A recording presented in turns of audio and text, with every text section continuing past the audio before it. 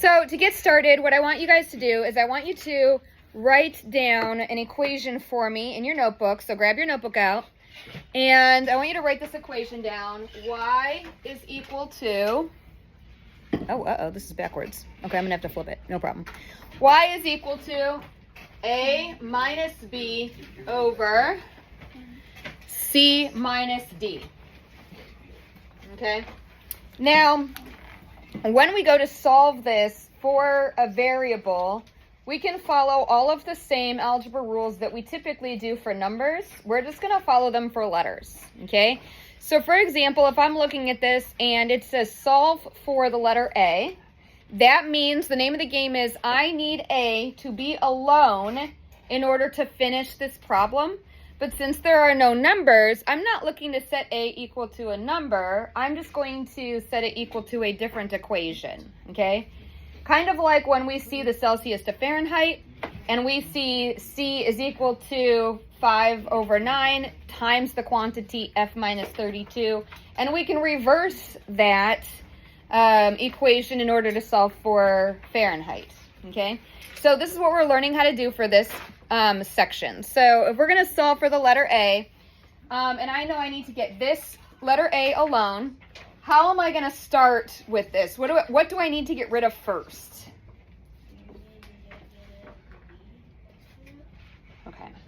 Before I can get rid of the B, I have to get this quantity alone, because when we have a division right here like this, where it's a division sign or a fraction, which is the same thing, and you've got quantities, what ends up happening is that you have to get the target letter on the top part of a fraction over 1, okay? So right now we have y over 1. You know that there's an invisible 1 right there, okay? So we have to get A on the top part of a fraction over 1. That's our goal.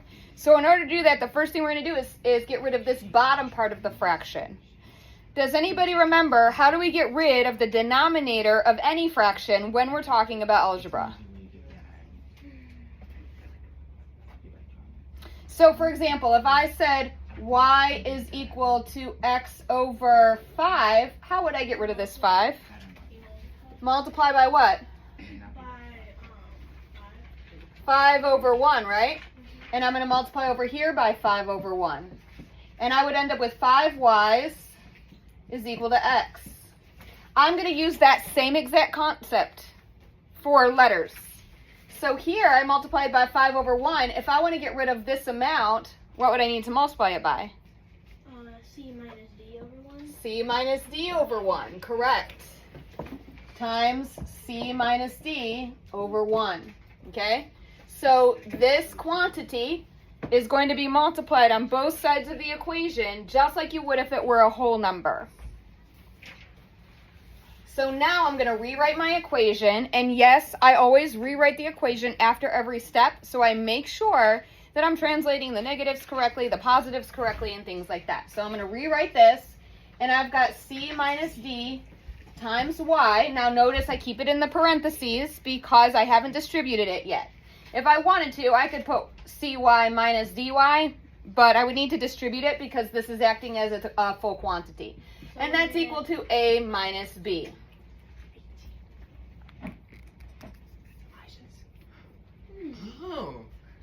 Oh, shoot. Okay, so now how am I going to get rid of this B? So now A is almost alone. It's on the top of a fraction over 1. Now I need to get rid of this B. Negative B over 1.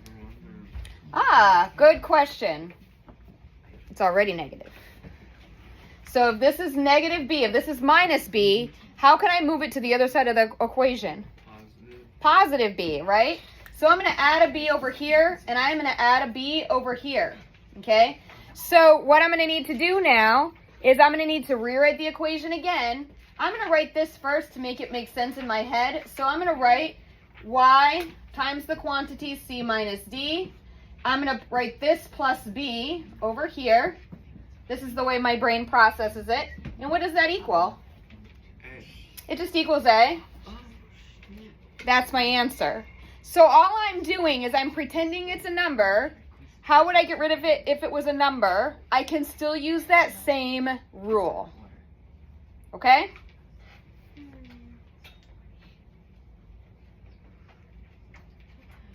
All right, we're going to do one more.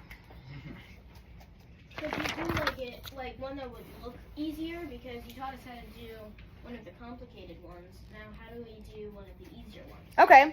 For example, number 20, where you're solving for C, whereas P equals A plus B plus C. How would you do that? Okay, so let's do that. So it says P is equal to A plus B plus C, and it wants you to solve for C. So C is the one that we want to be alone. It's already positive, which is nice. If it were negative, we'd have to move it to the other side of the equation, because we want it to be positive always. Okay? Does anybody know what formula this is for? I think I know what it would be. What?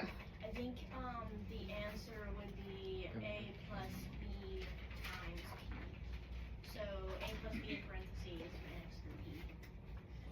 Well, because these are all being added, so in order to get rid of them, we have to subtract all of them. So you're going to do the opposite operation. P inverse? P minus A minus B. Yeah, that's correct, but do you know what this formula is for? It's a geometry formula. It is? Look at what geometry formula is this? Wait, triangle? Triangle perimeter? Perimeter of a triangle. Yep. Oh. Right? A plus B plus C? Good. All right, so I'm going to subtract A. P minus A is equal to B plus C.